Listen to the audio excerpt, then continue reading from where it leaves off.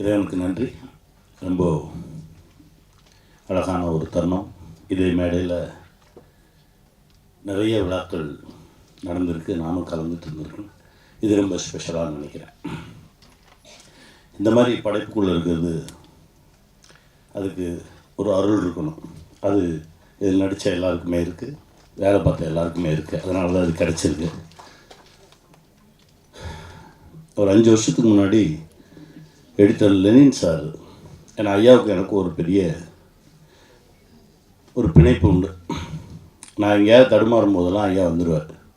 இப்போ கூட ஒரு 10 நாள் முன்னாடி மேட்டுப்பாளையத்தில் படப்பிடிப்பில் இருந்தேன். எங்கேருந்து வந்தாங்கன்னு தெரில, திடீர்னு வந்தாங்க. என்ன நல்லா இருக்கீங்களா, வாழ்க வளமுடன் அப்படின்னு சொல்லி என்னை ஆசீர்வாதம் பண்ணிவிட்டேன். எங்கேருந்து வந்தீங்க, எப்படி வந்தீங்க அப்படின்னு. இல்லை வந்தேன் அதான் அவனை பார்த்துட்டான்ல, நல்லா இருக்கு, நல்லா பண்ண வேலை அப்படின்னு சொல்லிட்டு கிளம்பி போயிட்டாங்க.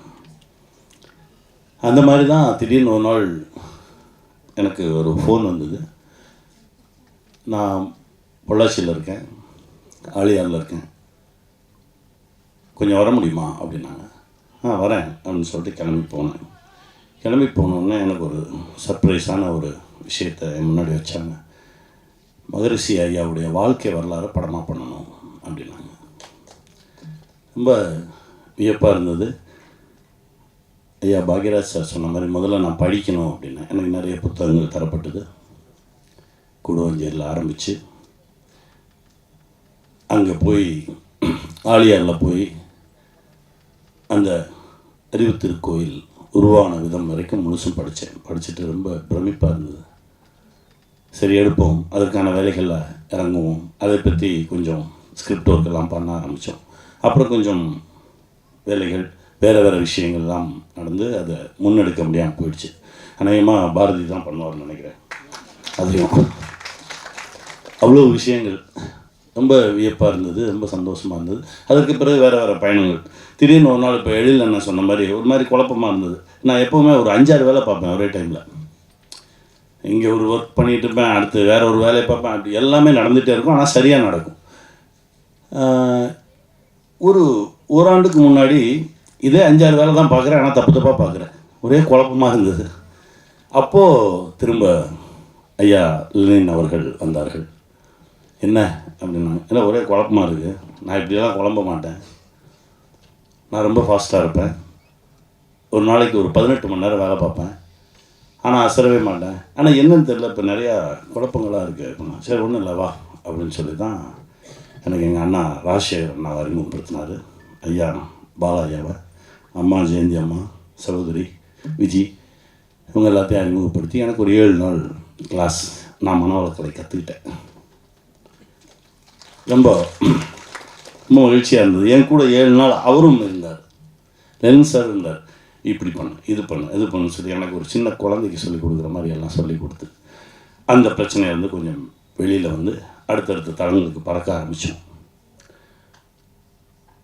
இப்போது ஒரு 3 நாள் முன்னாடி தான் அந்த இன்விடேஷன் வந்தது. நான் எங்கேயோ இருந்தேன், ஆனால் என்னமோ தெரில, வரணும்னு நினச்சேன், வந்துட்டேன், அவ்வளோதான். அது நடந்துருக்கு. ஏன் சொல்கிறேன் அப்படின்னா, இதை கொண்டு போய் சேர்க்கணுன்றாங்க. நம்ம கொண்டு போய் எல்லாம் சேர்க்க வேண்டாம், தானாக நடக்கும். அது எல்லாத்தையும் இழுத்துக்கும். அதற்கு தகுதியானவர்கள் தானாக வந்து சேர்ந்துருவாங்க. அது அப்படி தான் நடக்கும். அவ்வளோ பெரிய சக்தி அது. அதை நம்மளாலாம் தூக்கிட்டுலாம் போய் சேர்த்துட முடியாது. அதுவாக நடக்கும். தனக்கு யார் தேவையோ அதுவாக இழுத்துக்கும். அது ஒரு மிகப்பெரிய காந்தம். அப்படி தான் நான் பார்க்குறேன்.